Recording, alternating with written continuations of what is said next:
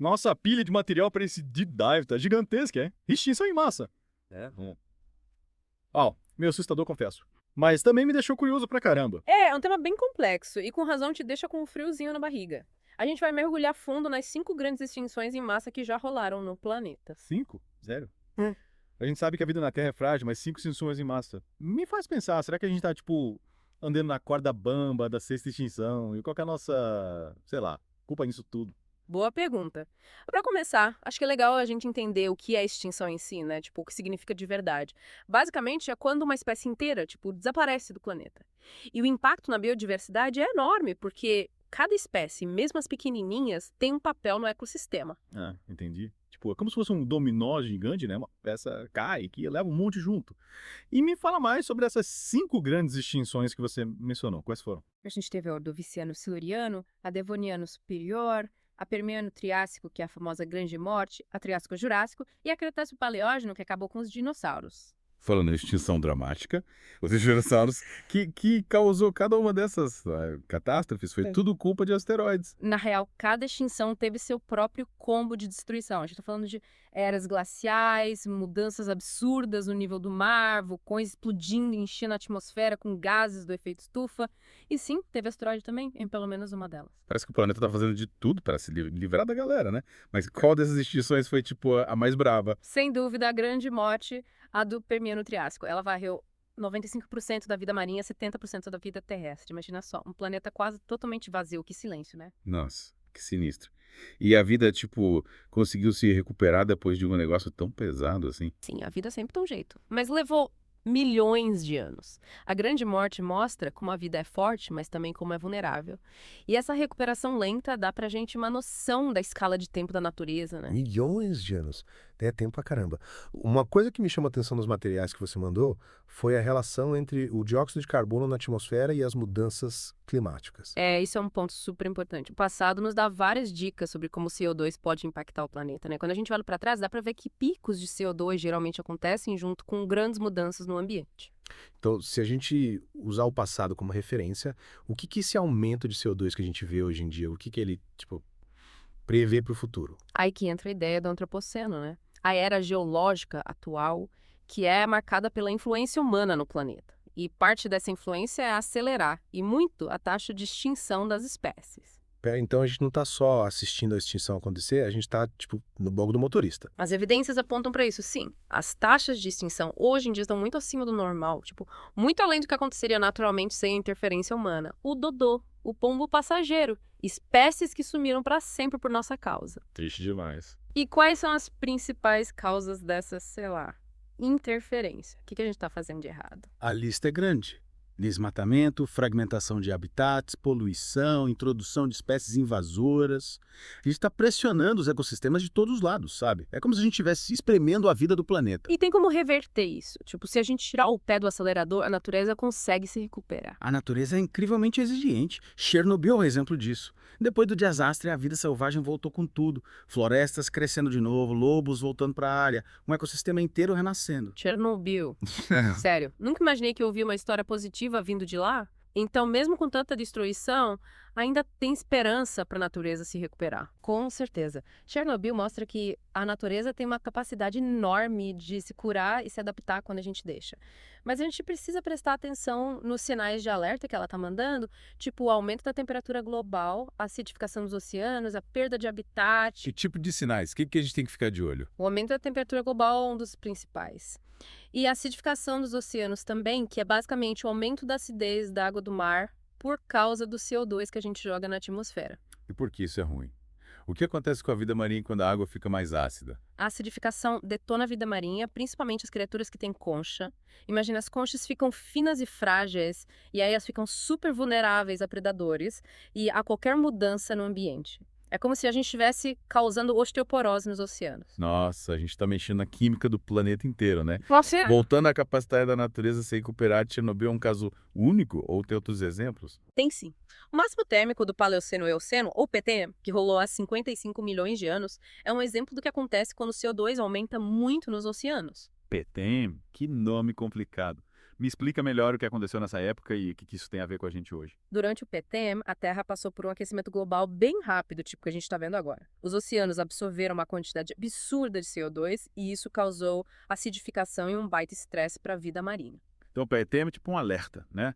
Um exemplo do que pode acontecer se a gente não controlar as emissões de CO2. Exatamente. É um lembrete de que a gente está num momento crucial na história do planeta. O futuro da Terra e da nossa própria espécie está em jogo. Caramba, essa conversa tá me deixando meio esperançoso, meio preocupado. Qual a mensagem principal que a gente quer passar para quem tá ouvindo? A mensagem é que a gente tem a chance de escolher entre continuar nesse caminho da destruição ou agir para reduzir o nosso impacto e evitar uma sexta extinção em massa. E por onde a gente começa? O que a gente pode fazer para mudar o rumo dessa história? Calma, a gente vai explorar as soluções, as ações individuais e os esforços coletivos que podem fazer a diferença na próxima parte do nosso mergulho. Então fiquem ligados, pessoal. A conversa tá só começando. E aí, de volta para o nosso mergulho profundo na extinção. Na última parte, a gente explorou aquelas 5 grandes extinções do passado e a taxa, assustadora de espécies que estão desaparecendo hoje em dia. É muita coisa para assimilar, mas é importante a gente entender o problema para poder pensar em soluções, né? Com certeza. Não adianta a gente só ficar remoendo o lado ruim da história. A gente precisa falar do que a gente pode fazer para proteger o planeta. Por onde a gente começa? A boa notícia é que a gente tem opções. E a gente pode aprender tanto com os erros do passado quanto com os acertos, né? O que a gente pode aprender com a Grande Morte? Parece um exemplo bem extremo, né? A extinção do Permiano Triássico mostra o que acontece quando o ambiente muda muito rápido, né? Os sistemas da Terra não conseguiram acompanhar e quase tudo que era vivo, paf, desapareceu.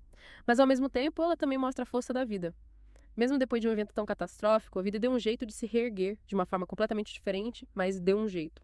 Então a lição é evitar mudanças drásticas e rápidas, certo? Mas como a gente faz isso?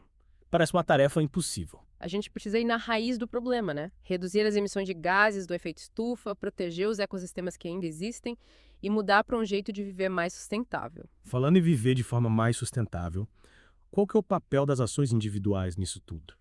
Uma pessoa sozinha consegue fazer alguma diferença? Claro que sim. Cada pequena ação conta. Pensa nas tuas escolhas do dia a dia. Como você se locomove, o que você come, quanto você desperdiça. Pequenas mudanças, quando multiplicadas por milhões de pessoas, podem ter um impacto enorme. Então é ser um consumidor mais consciente, diminuir nossa pegada de carbono, fazer escolhas mais ecológicas sempre que possível. Mas e aí, isso é suficiente? É um ótimo começo. Mas você tocou num ponto importante. Não dá pra gente depender só das ações individuais. A gente precisa pressionar por mudanças mais amplas, no sistema como um todo. Apoiar políticas públicas que incentivem energias renováveis, conservação ambiental e práticas sustentáveis. Cobrar das empresas e dos governos que eles assumam a responsabilidade pelo impacto ambiental que causam. Ou seja, usar nossa voz, nosso voto, nosso poder de compra para exigir um futuro mais verde. Mas sejamos realistas, a gente está diante de desafios gigantescos, as mudanças climáticas já estão impactando o planeta e alguns danos são irreversíveis. Como é que a gente lida com as consequências e, ao mesmo tempo, trabalha por um futuro mais sustentável? Essa é uma questão crucial. A gente precisa se concentrar tanto na mitigação quanto na adaptação.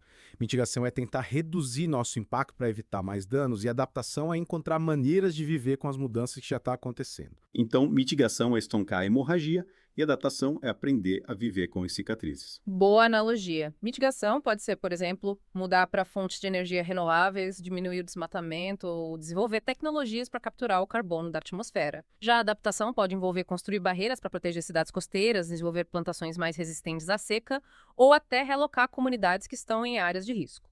Parece que a gente precisa de uma abordagem multifacetada, né? Combinar inovação, criatividade e colaboração. Mas como garantir que todos esses esforços estejam alinhados? É isso aí. Não tem uma solução mágica que vai resolver tudo. A gente precisa de um esforço global, uma mudança de mentalidade e de comportamento em escala global. Tô percebendo que a colaboração é um tema central, né? Parece que trabalhar juntos é essencial para a gente superar esse desafio.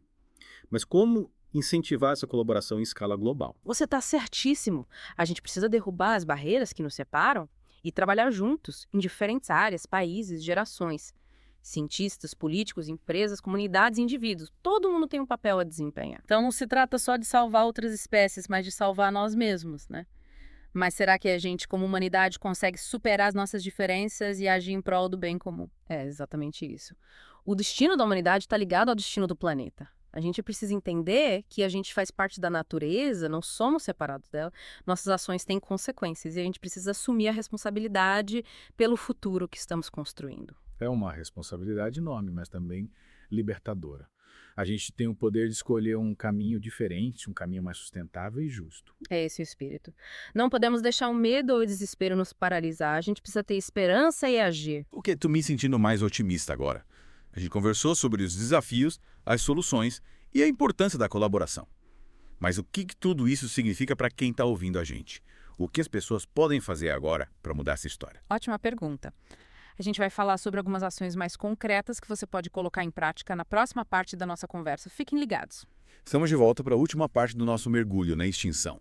A gente já cobriu tanta coisa, né? As 5 grandes extinções, a taxa de espécies desaparecendo hoje em dia. Mas o mais importante, falamos de soluções, de como a gente pode agir junto para mudar as coisas. Então vamos direto ao ponto. O que nossos ouvintes podem fazer agora para mudar essa história? É isso aí. E tem muita coisa que a gente pode fazer, viu? Mesmo pequenas ações podem ter um efeito tipo dominó, fazendo a diferença aos poucos. Então manda real! Quais são as ações práticas, tipo, que a gente faz na segunda-feira de manhã? Primeiro, vamos falar de consumo. A gente vive numa sociedade que incentiva a gente a comprar, mas a gente pode ser mais consciente, né? Escolher com cuidado o que a gente compra, quanto a gente usa. Tipo, ser um consumidor mais consciente, comprar só o que a gente precisa de verdade. Exatamente. Reduzir, reutilizar, reciclar. Essa frase é batida, mas é pura verdade. Comprar produtos com menos embalagem, escolher coisas duráveis em vez de descartáveis, consertar os aparelhos em vez de jogar fora e também dizer não para as coisas que a gente não precisa. Menos é mais, né? Mas e alimentação? Ouvi dizer que a pecuária impacta muito o meio ambiente. O que a gente come também faz diferença. Com certeza. A forma como a gente produz e consome alimentos impacta muito a sustentabilidade. Uma dica é diminuir o consumo de carne, principalmente a vermelha, e experimentar outras opções, tipo mais vegetais, apoiar os produtores locais, escolher alimentos de produção sustentável, tudo isso ajuda.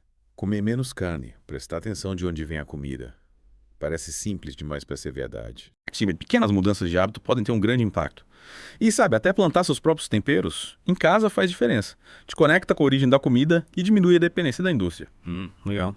Tô anotando tudo aqui. Já falamos de consumo, alimentação e o transporte. Todo mundo precisa se locomover, mas carros poluem muito, né? Como a gente se move de forma mais sustentável. É verdade. Mas a gente tem alternativas, né? Andar a pé, de bicicleta, usar transporte público sempre que possível. Se precisar usar carro, considere elétrico ou híbrido. E para viagens longas, o trem costuma ser mais sustentável que o avião. Então a ideia é escolher meios de transporte mais ecológicos, diminuir o uso de combustíveis fósseis. Entendi. Mas e as ações que vão além das nossas escolhas individuais? Como a gente pressiona por mudanças no sistema? Essa é a parte mais importante.